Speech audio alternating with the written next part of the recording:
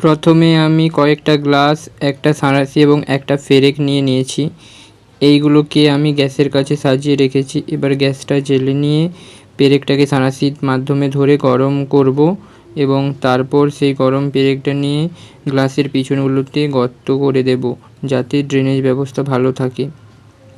এরপর আমি আমার ছাদে চলে এসেছি এবং নয়নতারা গাছের ডালগুলো কেটে নিচ্ছি বসানোর জন্য। এই গাছগুলো অনেক বুড়ো হয়ে গেছে, দেখতেই পাচ্ছ। একসময় এই গাছগুলো প্রচুর ফুল দিয়েছিল। এইসব ডালগুলো আমি কেটে নিয়েছি। এই যে এখানে আমার গ্লাসে মাটি ভরে সাজানো রয়েছে এবং গ্লাসগুলো গর্ত করা রয়েছে। এবার আমি নয়নতারার ডালগুলোর নিচের অংশগুলো, পাতা বীজগুলো ছিঁড়ে নিচ্ছি। এই পাতা বীজগুলো ছেঁড়া হয়ে গেছে, উপরের দিকে পাতা ফুল রেখেছি। এবার একটু রুট হরমোন মিশিয়ে নিয়ে এই গ্লাসের, মাটি ভরা গ্লাসে যে ছিদ্র করা রয়েছে ওর মধ্যে বসিয়ে হালকা করে দুটো আঙুল দিয়ে চেপে দেবো, যাতে ওগুলো না নড়ে।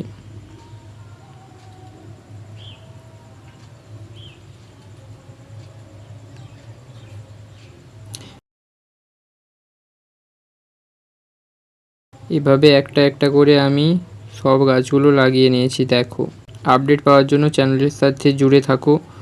কয়েকদিন পর আমি আবার আপডেট দেবো গাছগুলোর কী অবস্থা।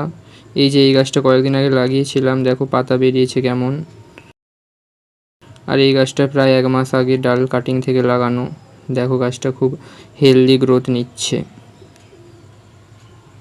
তাহলে আজকের ভিডিও এখানেই শেষ করছি। টাটা।